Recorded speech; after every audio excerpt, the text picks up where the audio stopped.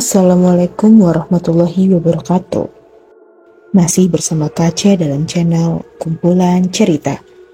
Kali ini Kace akan membawakan cerita baru yang gak kalah seru, berjudul Kembar Sedarah Rampas Jiwo. Sebuah karya karangan Kak Agil R. Saputra. Sebelumnya, Kace ingin mengucapkan terima kasih yang sebesar-besarnya kepada Kak Agil karena sudah berbesar hati mengizinkan Kace untuk membacakan cerita karangannya. Untuk Sobat Kece yang sedang membaca, jangan lupa untuk dukung Kak Agil juga. Link cerita asli sudah Kace sertakan dalam kolom deskripsi. Jangan lupa follow dan share ceritanya, biar Kak Agil semakin semangat dalam membuat karya. Mari kita langsung masuk ke ceritanya.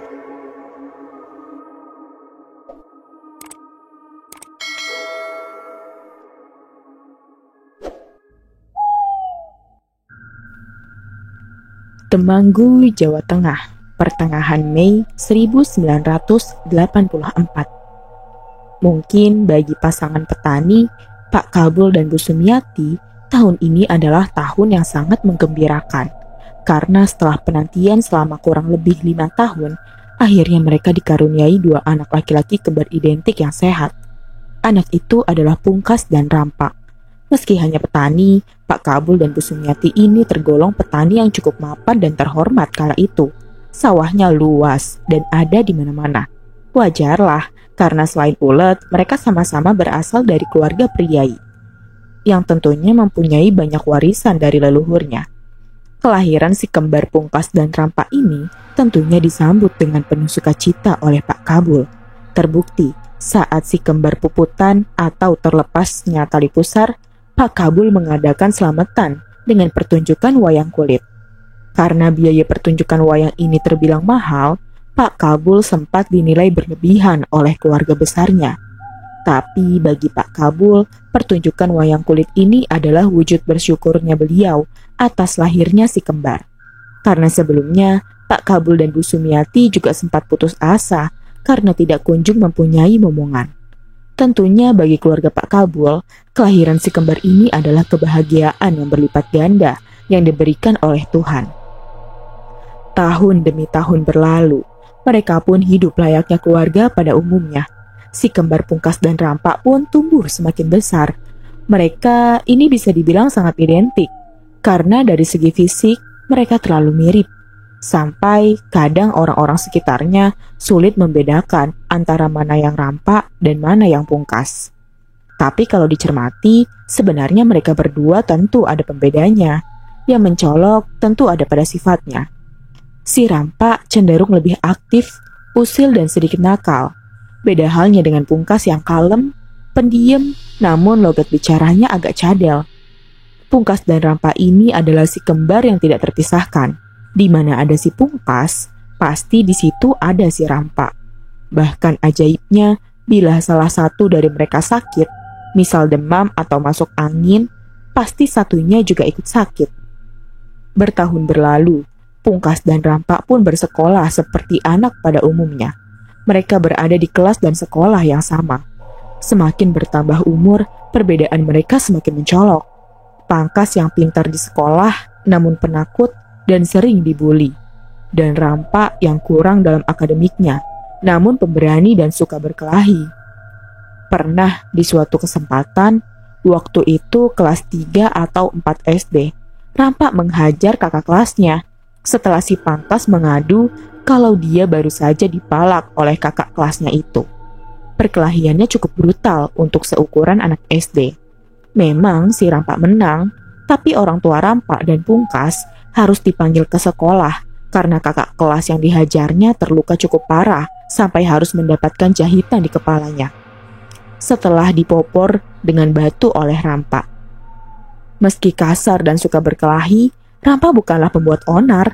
Dia hanya akan bertindak bila ada yang memulai atau ada yang menyentuh saudaranya. Bahkan yang harusnya lebih kuat, justru Rampa lah yang selalu mengalah dengan Pungkas. Misalnya soal mainan atau yang lainnya. Sehingga tidak seperti saudara sedarah pada umumnya. Rampa dan Pungkas tidak pernah sekalipun berantem. Mereka berdua sangat akur. Untuk urusan makanan saja, mereka akan saling menunggu. Terutama si Pungkas. yang tak mau makan bila saudaranya belum duduk bersamanya di meja makan. Singkat cerita, setelah bertahun berlalu, tepatnya di tahun 1994, saat Rampak dan Pungkas menginjak umur 10 tahun, terjadi satu kejadian yang akan merubah keluarga ini selamanya. Kejadian ini cukup tragis dan sangat mengejutkan. Waktu itu bulan puasa, tepatnya 3 hari sebelum Lebaran. Seperti biasanya, anak-anak akan dibelikan baju baru. Waktu itu Pungkas dan Rampak diajak oleh Pak Kabul, ayahnya, ke pasar untuk membeli baju. Dengan dibonceng 3, mereka hendak berangkat ke pasar. Ibu Sumiati, istri Pak Kabul, sempat tak setuju bila Rampak dan Pungkas ikut ke pasar karena hari itu langit terlihat sangat mendung. Tapi karena si kembar terus merengek, akhirnya mereka pun dibolehkan ikut ke pasar. Sementara ibunya menunggu di rumah sendiri. Entah kenapa saat itu Bu Sumiati seakan mempunyai firasat yang tidak enak. Tapi dia tidak tahu apa itu. Dengan gelisah, dia pun menunggu di rumah. Sementara di pasar, Rampak dan Pungkas tampak riang memilih baju barunya. Setelah mendapatkan baju yang diinginkan, mereka pun pulang. Di separuh perjalanan, terjadi hujan yang begitu lebat. Pak Kabul sempat menepi dan memakai jas hujan. Tapi saat ingin melanjutkan perjalanan, Pak Kabul sempat urung karena hujannya yang sangat lebat itu. Tapi si kembar pun terus merengek minta pulang. Pak Kabul pun kembali melanjutkan perjalanannya. Posisinya Pungkas di tengah dan Rampak di paling belakang. Pak Kabul mengendarai motor dengan agak lambat karena derasnya hujan kala itu cukup menghambat penglihatan Pak Kabul. Tapi sekitar setengah kilometer kemudian, hal tragis terjadi. Satu pohon mahoni tumbang tepat saat mereka melintas. Naasnya, bagian dari pohon itu ambruk mengenai bagian belakang motor yang mereka naiki. Motor pun sempat standing dan oleng sampai mereka bertiga terjatuh. Tapi di sini Rampak tidak selamat. Karena sebagian dari pohon yang ambruk itu ternyata mengenai kepala bagian belakang dan tengkuk Rampak. Belakang motornya tampak ringsek. Pungkas menangis. Pak Kabul juga tak mendapatkan luka yang cukup berarti. Tapi di antara derasnya hujan, Pak Kabul melihat Rampak yang tertelungkup di tengah jalanan. Terlihat darah segar keluar dari telinga Rampak. Dengan panik, Pak Kabul segera menghampirinya. Namun saat akan menggendongnya, Pak Kabul seketika menangis melihat bagian dari leher Rampak yang sudah terkulai ke belakang. Nampaknya leher Rampak patah. Dengan histeris, Pak Kabul berteriak meminta pertolongan sembari memeluk Rampak yang sudah tidak bernafas lagi. Pungkas yang melihat keadaan saudaranya seketika ikut menangis histeris. Tangisan mereka berdua memecah bisingan hujan kala itu. Hingga akhirnya warga sekitar mulai berdatangan. Pak Kabul dan Pungkas dipapah menuju rumah terdekat. Sementara sebagian warga berhujan-hujanan memayungi jasad si Rampak. Menunggu petugas evakuasi datang. Pak Kabul sempat pingsan beberapa kali saat menyadari bahwa Rampak tidak tertolong. Sementara Pungkas di sini tidak henti-hentinya menangis. Hingga akhirnya beberapa saat kemudian, kabar ini sampai ke telinga Ibu Sumiati. Kabar ini tentunya sangat mengagetkan. Dengan tergopoh-gopoh, Ibu Sumiati datang ke lokasi diantar oleh tetangganya. Beliau awalnya tidak tahu bila Rampak sudah tidak tertolong. Sampai akhirnya Bu Sumiati melihat sendiri jasad Rampak, anaknya, di tengah jalan. Bu Sumiati langsung histeris dan pingsan. Sementara Pungkas sudah berhenti menangis. Tapi dia terlihat diam dan kosong, seakan bingung mencerna tentang apa yang baru saja terjadi. Singkat cerita, akhirnya jasad Rampak dibawa pulang untuk dimakamkan. Tentunya kepergian Rampak ini membawa duka yang cukup dalam di keluarga Pak Kabul, terutama untuk si Pungkas. Dari proses disolatkan sampai akan dikuburkan, Pungkas kembali histeris dan menangis. Menangisi saudara sekaligus sahabatnya itu. Tak henti-hentinya, Pungkas ingin memeluk tubuh saudaranya yang sudah dikafani itu. Kalau kamu mati, terus aku sama siapa? Jangan mati, Rampak. Dengan terisak, Pungkas berkata begitu di depan jasad Rampak. Tangisannya begitu jujur, sampai kerabat dan tetangganya ikut menangis melihat kesedihannya. Singkat cerita, malam pun tiba. Selepas proses tahlilan, terlihat Pungkas yang sedang bermain gasing bambu di teras depan rumahnya. Tatapannya terlihat sayu memendam kesedihan. Mas Kohar, sepupu Pungkas sekaligus narasumber dari cerita ini, mendekati Pungkas yang sedang bermain gasing di depan rumahnya. Pilu sekali. Terlihat sepasang sandal jepit bertuliskan rampak di depan putaran gasing bambu yang bersiul. Di situ Pungkas jongkok, melamun, dan mengamati putaran laju gasing itu, seolah-olah dia tengah bermain dengan saudara kembarnya. Di sini, Mas Kohar tidak bisa membendung air matanya. Dia langsung berlari ke depan tungku perapian di dapur dan menangis. Pak Kabul yang melihat Mas Kohar masuk sambil menangis, sontak ingin tahu apa yang terjadi. Pak Kabul pun keluar ke teras depan rumah. Terlihat Pungkas yang bermain gasing di depan sandal yang bertuliskan rampak. Beliau langsung menangis sebagai anak kecil sambil memeluk si Pungkas. "Yang kuat ya nak." Pak Kabul mencoba mengatakan kata-kata yang saat itu masih mustahil diterapkan pada dirinya sendiri. Pungkas hanya terdiam tak menangis. Namun tatapannya kosong. Pungkas pun digendong dan dibawa masuk ke dalam rumah oleh Pak Kabul. Hari pun berlalu. Sudah hampir 40 hari setelah kepergian rampak. Si Pungkas kini mulai bersekolah. Sejak meninggalnya rampak, dia kini menjadi anak yang pemurung dan lebih pendiam. Tampaknya dia masih berkabung atas meninggalnya rampak. Dan ada satu kejadian yang janggal. Kali ini dialami oleh Ibu Sumiati. Waktu itu sekitar jam 10 pagi, Pungkas sedang bersekolah dan Pak Kabul sedang tidak ada di rumah. Bu Sumiati tengah menyapu ruangan di rumahnya. Sesekali dia menghela napas panjang ketika membereskan barang-barang milik anak-anaknya. Nampaknya masa berkabung belum selesai juga bagi Bu Sumiati. Usai menyapu ruangannya, Bu Sumiati duduk di ruang tamu. Dipandanginya foto Pungkas dan rampak saat balita yang tertempel di tembok ruangan itu. Tampak lucu sekali. Tak terasa air mata Bu Sumiati menetes. Mengingat kembali satu putranya, rampak, sudah tiada. Sambil memukul-mukul dadanya, Bu Sumiati mencoba menguatkan hatinya. "Aku kudu kuat," ucap Bu Sumiati dalam hatinya. Tapi seketika momen itu terpecahkan oleh suatu suara. Bu Sumiati mencermati suara itu yang ternyata berasal dari kamar Pungkas dan rampak. Suara siulan gasing bambu. Beliau sangat tak asing dengan suara ini karena itu adalah mainan yang disenangi anaknya. Tapi yang jadi pertanyaan, siapa yang memainkan gasing itu? Sedangkan Pungkas masih berada di sekolah. Bu Sumiati mulai berpikir yang tidak-tidak. Apakah ini rampak? Bu Sumiati bertanya dalam hati. Dengan sedikit keraguan dan secuil keberanian, beliau mendekati sumber suara itu. Dengan perlahan, dia membuka kamar anaknya.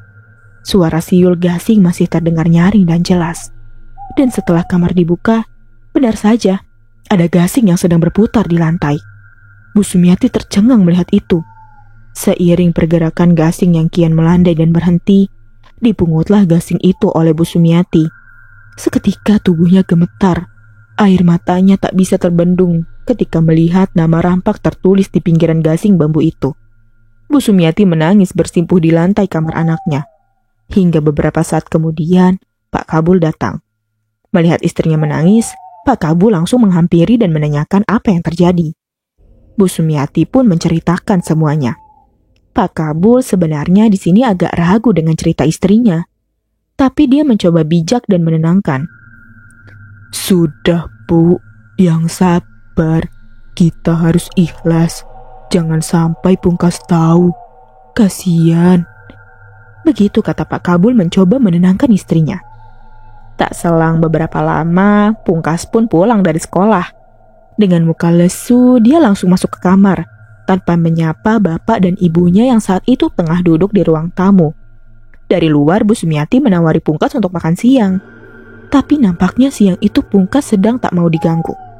Hingga sore menjelang, barulah Pungkas keluar dari kamarnya dan makan. Pak Kabul dan Ibu Sumiati tentu sangat mengerti perasaan Pungkas akhir-akhir ini.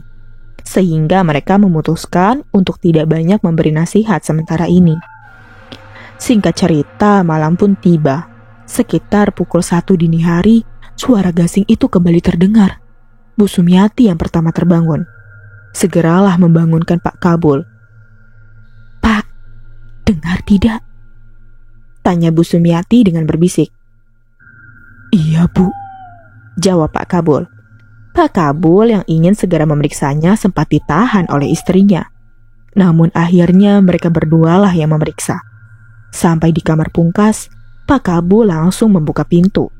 Di situ terlihat Pungkas sedang bermain gasing. Dengan lembut, Pak Kabul berkata, "Kok belum tidur, Tona? Apa enggak ngantuk?" "Ora," jawab Pungkas. Namun, satu kata ini seketika membuat Pak Kabul dan istrinya tercengang. Karena saat Pungkas mengatakan kata ora ini, dia mengucapkan dengan lantang. Padahal biasanya Pungkas ini logat bicaranya agak cadel. Untuk meyakinkan, Pak Kabul kembali menanyakan pertanyaan yang sama. Dan Pungkas kembali menjawab dengan nada yang lebih meninggi. "Ora, ora, nyong ora arek turu." Dengan lebih banyak kata ini, tentunya membuat Pak Kabul dan istrinya semakin kaget. Logat bicara Pungkas ini benar-benar mirip perampok. Selain tidak cadel, Pungkas tak biasanya berbicara tinggi dengan orang tuanya. Hanya rampak yang mempunyai perangai seperti ini. Bu Sumiati yang terbata kini mulai berbicara. "Pungkas, ayo tidur, sudah malam." Dengan nada sedikit membentak. Dan Pungkas pun menjawab, "Pungkas tidak mau tidur, Mak." Sambil jarinya mengarahkan jari telunjuknya ke arah tempat tidur. "Iki rampak, Mak." Sembari menoleh ke arah Pak Kabul dan Bu Sumiati, terlihat kantung matanya yang menghitam. Dan terucap kata lagi, "Ini rampak, Mak." Kemudian, tubuh Pungkas terkulai lemas di lantai. Dengan menahan air mata, Pak Kabul menggendong tubuh Pungkas ke tempat tidurnya. Perasaannya masih bingung. Apakah tadi itu benar-benar rampak? Hingga esok pun tiba. Entah kenapa setelah kejadian semalam, Pungkas kini berubah menjadi lebih ceria. Sangat janggal menurut Bu Sumiati. Karena karakter Pungkas adalah anak yang santai, kalem, dan datar. Tapi pagi itu Pungkas nampak sangat bersemangat. Tak biasanya dia bernyanyi di kamar mandi. Pak Kabul dan Bu Sumiati yang teringat kejadian semalam langsung mencoba memastikan dengan bertanya pada si Pungkas. Mereka menghela napas lega setelah mendengar logat bicara Pungkas yang masih cadel. Pungkas pun berangkat sekolah. Di sini Pak Kabul dan istrinya sempat bertukar pandang ketika melihat si Pungkas memakai sepatu dan tas milik rampak. Tapi mereka mencoba untuk mewajarkannya. Terserah apa maunya Pungkas. Begitu batin mereka berdua. Setelah Pungkas berangkat ke sekolah, Pak Kabul dan istrinya duduk bersama. Bu Sumiati yang pertama membuka pembicaraan tentang kejadian semalam. "Apakah yang semalam itu beneran rampak ya, Mas?" tanya Bu Sumiati dengan kalem. Pak Kabul sejenak terdiam seakan tak bisa membantah lagi. Pak Kabul pun berbicara panjang lebar yang kira-kira begini intinya. "Mungkin hanya kita, Bu, orang yang bisa membedakan antara Pungkas dan rampak. Hanya dengan melihat sorotan matanya ataupun gerak langkahnya. Yang jelas semalam aku melihat rampak di dalam tubuh Pungkas. Sulit dijelaskan memang. Tapi aku berani bersumpah. Semalam ada rampak di tatapan mata Pungkas." Begitu kira-kira perkataan Pak Kabul. Bu Sumiati juga mengiyakan perkataan itu, meski matanya berkaca-kaca. Dengan canggung, mereka pun menyudahi pembicaraan itu dan kembali ke aktivitas masing-masing. Sampai akhirnya sekitar jam 11 siang, Pungkas pulang. Tapi kali ini dia tidak sendiri. Dia diantar oleh ibu gurunya dengan baju yang kotor penuh tanah. Setelah melihat ibunya, Pungkas langsung menangis dan berlari memeluk ibunya sembari meminta maaf. "Maaf, Bu, tapi aku gak salah. Anak itu ngejek terus dan berkata rampak mati. Yo, aku ndak terima toh, Bu." Kata ibu guru, Pungkas berkelahi di sekolah karena dibully oleh kakak kelasnya. Dengan kejadian ini, ibu guru tidak menyalahkan Pungkas, dia justru membela karena dia sangat hafal dengan sifat Pungkas. Pasti ada hal yang keterlaluan sehingga membuat Pungkas menjadi semarah ini. Dan setelah mendengar pengakuan dari Pungkas tadi, nampaknya tebakan ibu guru benar. Pantas saja Pungkas marah. Itu adalah kata-kata yang tidak beradab. Singkat cerita, malam pun tiba. Pungkas yang tiba-tiba demam terlihat sedang berada di kamarnya bersama ibunya. Dia menggigil kedinginan. Dalam demamnya, Pungkas juga sempat beberapa kali mengigau memanggil-manggil Rampak. Tidurnya tampak tidak tenang. Sampai akhirnya sekitar pukul 11:30 malam, demamnya mulai menurun dan tidurnya mulai nyenyak. Ibunya pun kembali ke kamarnya dan tidur bersama Pak Kabul suaminya. Sampai esok pun tiba. Bu Sumiati dikagetkan oleh jejak-jejak kaki bercampur tanah basah yang mengotori lantai dari teras sampai ruang tengah. Jejak kaki siapa ini? Jangan-jangan maling. Gumam Bu Sumiati. Dia pun segera memberitahu hal itu kepada suaminya. Pak Kabul yang mengecek jejak kaki itu agak keheranan. Ini kayaknya bukan maling, Bu. Karena dilihat dari ukuran kakinya sepertinya bukan ukuran kaki orang dewasa. Sejenak mereka terdiam dan saling bertukar pandang. Sepertinya Pak Kabul dan Bu Sumiati memikirkan hal yang sama. Mereka pun bergegas ke kamar Pungkas. Dan tahu apa yang mereka lihat? Waktu itu hari masih subuh. Di situ terlihat Pungkas yang tertidur, namun sambil memeluk sebuah bambu. Kakinya terlihat kotor dipenuhi dengan tanah basah. Setelah dilihat lebih dekat, sepertinya bambu yang dia peluk adalah bambu yang tertancap di makam baru. Biasanya bersifat sementara sebelum diberi batu atau kayu nisan. Pak Kabul dan Bu Sumiati tentu syok melihat hal itu. Seketika, dia langsung berkata, "Jangan-jangan ini punya Rampak, Mak." Dengan perlahan, Pak Kabul melepaskan batang bambu itu dari pelukan si Pungkas dan membawanya ke teras depan rumah.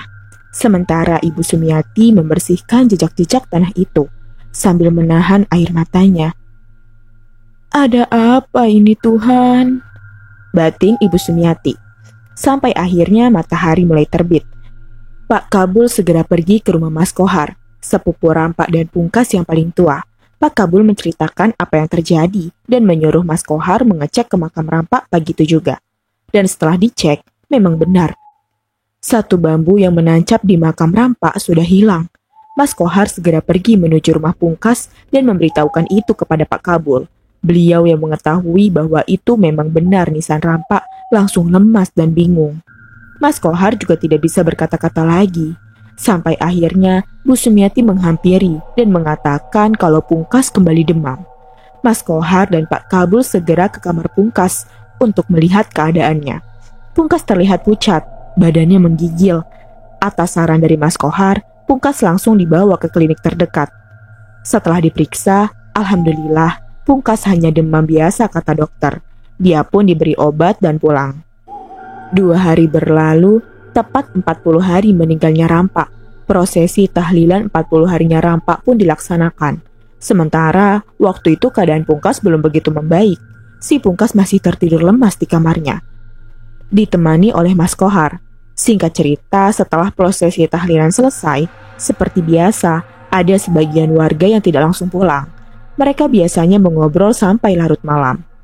Mbah Tejo, salah satu sesepuh desa yang dikenal sebagai orang yang cukup mengerti tentang hal-hal spiritual, berkata kepada Pak Kabul, "Yang sabar dan ikhlas, Bul. Kasihan Pungkas, gimana keadaannya sekarang?" Pak Kabul agak kaget mendengar itu. Memang, dalam hatinya Pak Kabul belum sepenuhnya ikhlas dengan kepergian Rampak. Dia masih merasa bersalah atas musibah kecelakaan itu. "Iya, Mbah. Insya Allah saya ikhlas," jawab Pak Kabul.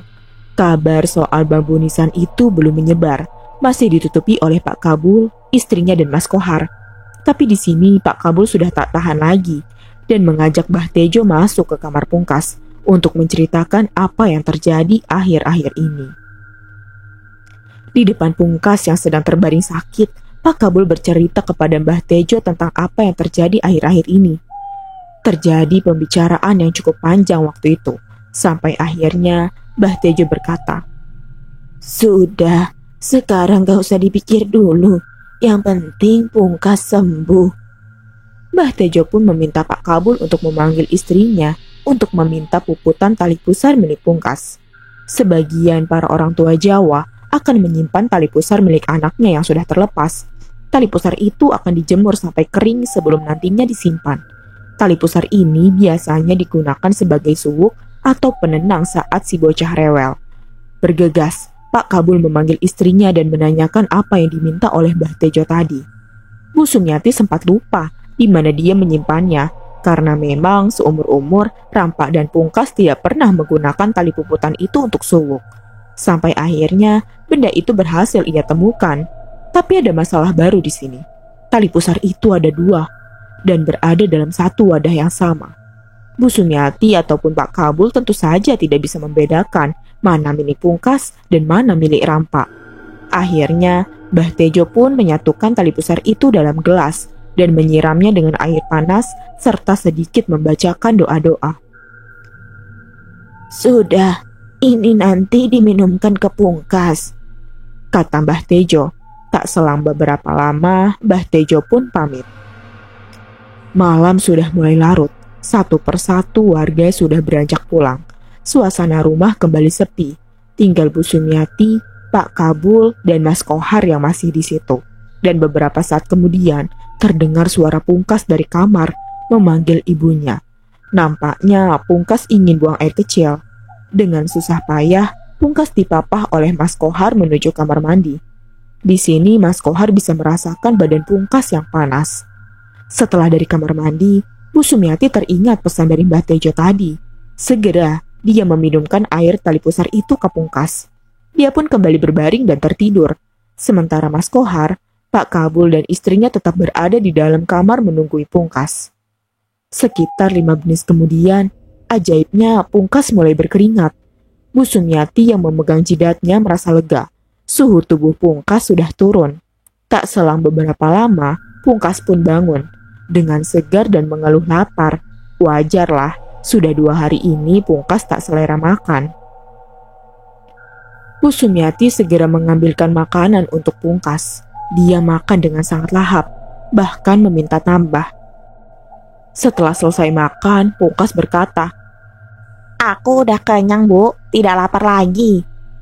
Bu Sumiati yang mendengar logat itu langsung tercengang dan buru-buru keluar membawa piring bekas Pungkas tadi. Segera dia menuju ruang tamu.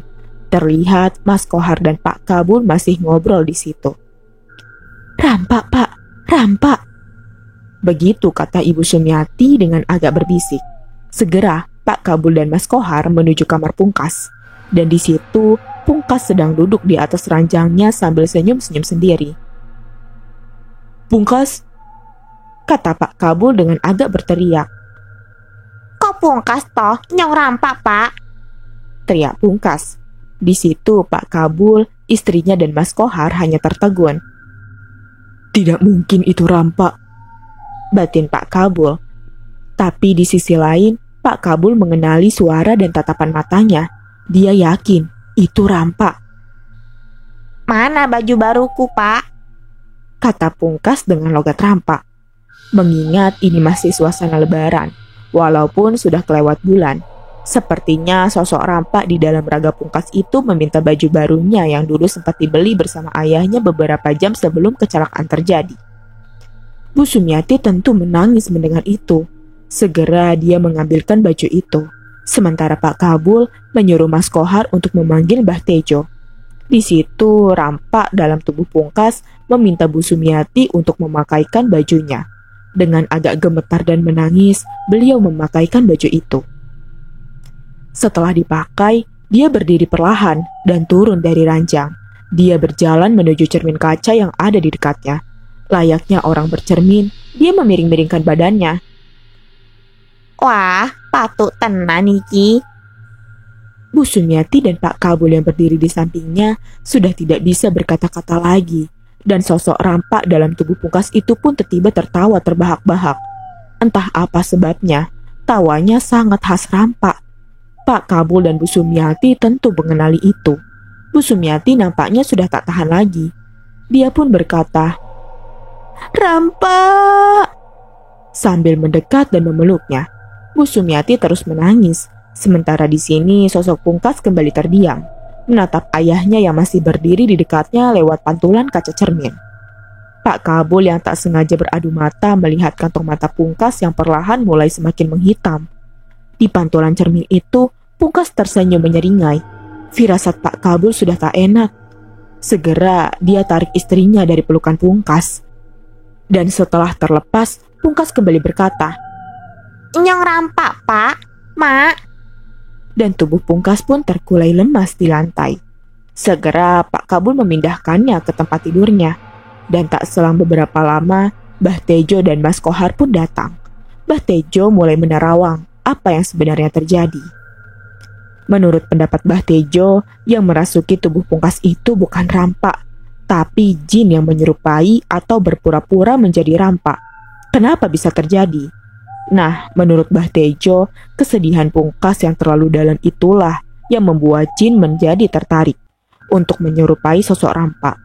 Baru kali ini, Mbah Tejo menemukan kasus seperti ini. Akhirnya, Mbah Tejo pun memberikan solusi agar Pungkas diruqyah 3 hari lagi. Malam pun berlalu dengan tenang. Esok hari, Pungkas bangun dengan keadaan yang bugar, namun terlihat seperti orang linglung. Bu Sumiati yang khawatir mulai mengajaknya berbicara. Tapi ada yang aneh di sini.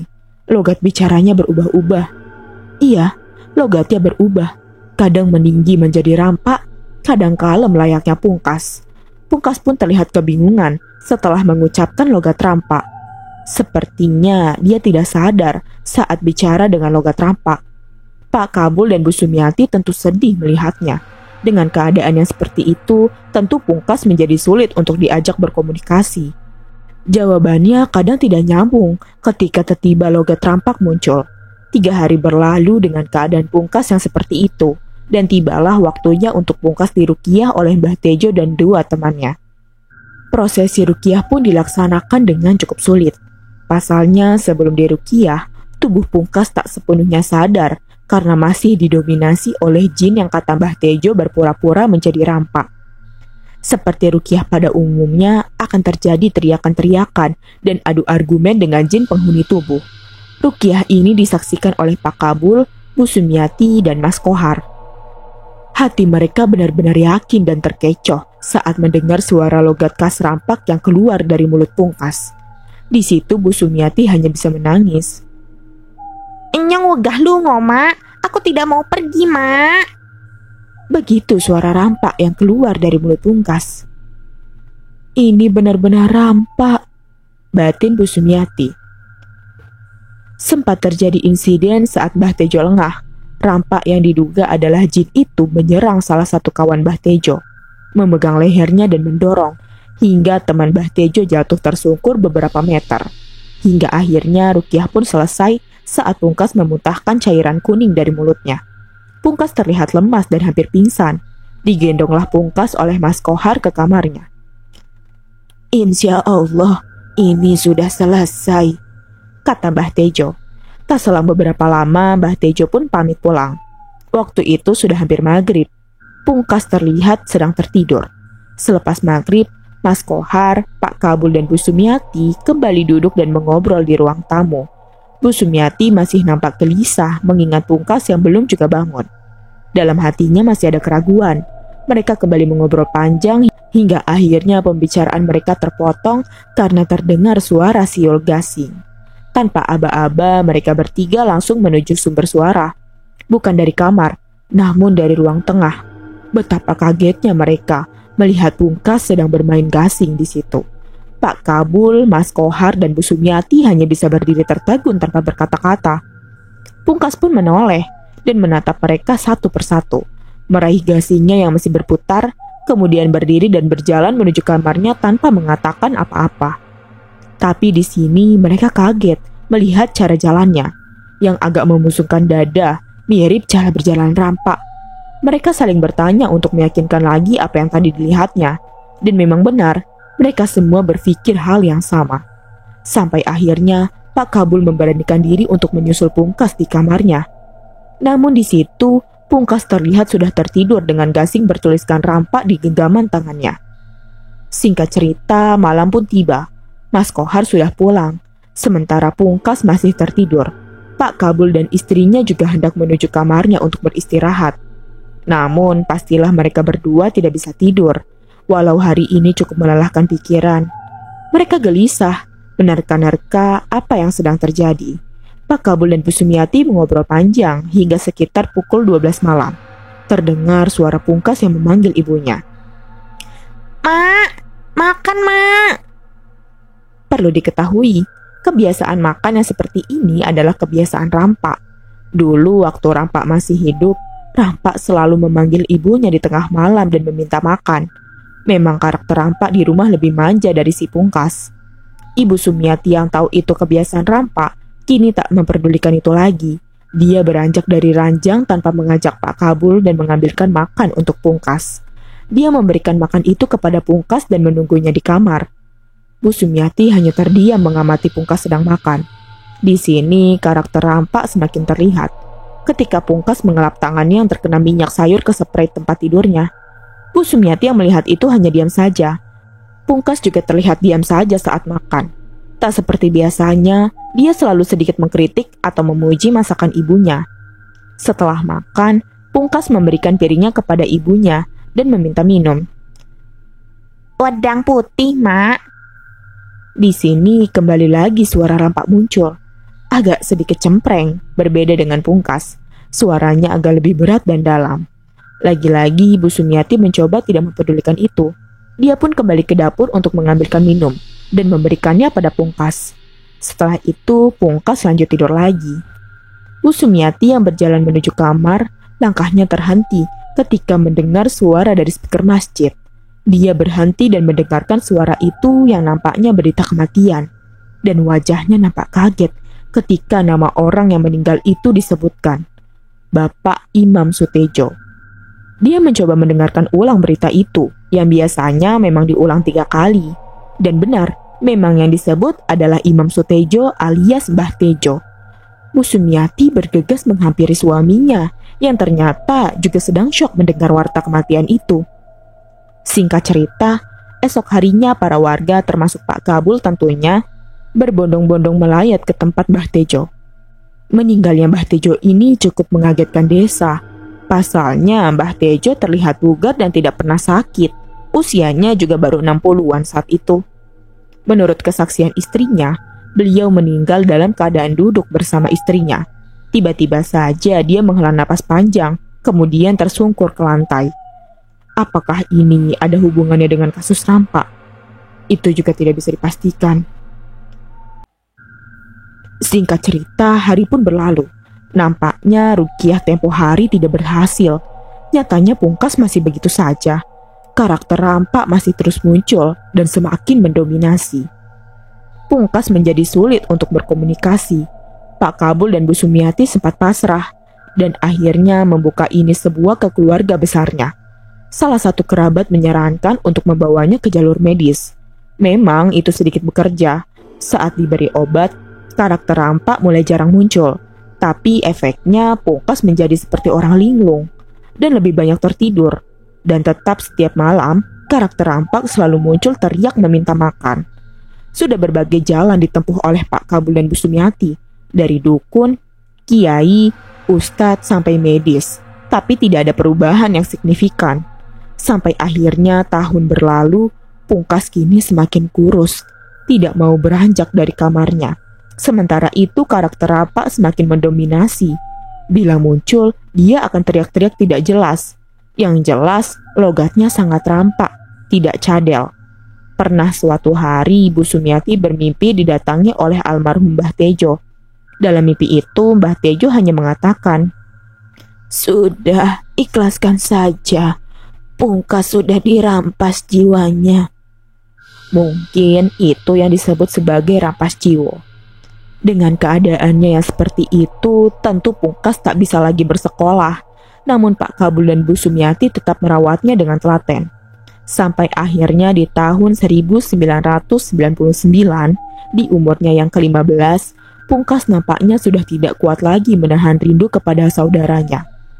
Di hari terakhirnya, ibunya sempat gembira Karena satu hari itu, Pungkas benar-benar menguasai tubuhnya. Dia sempat berbicara tentang kerinduannya dengan Rampa. Sampai akhirnya suatu subuh, Pungkas ditemukan sudah tidak bernapas lagi di atas ranjangnya dengan tersenyum kecil. Pungkas dimakamkan tepat di samping Rampa. Kini mereka benar-benar kembar yang tak terpisahkan. Bu Sumiati dan Pak Kabul kini hidup sendiri, tanpa Pungkas, apalagi Rampa. Sampai sekarang cerita ini ditulis, Pak Kabul dan Bu Sumiati masih rutin berziarah ke makam Pungkas dan Rampa setiap hari Kamis. Menurut kesaksian Mas Kohar, tidak ada satu Kamis pun yang terlewati. Meski hujan sekalipun, mereka selalu menyempatkan untuk menjenguk anaknya. Semoga beliau sehat selalu.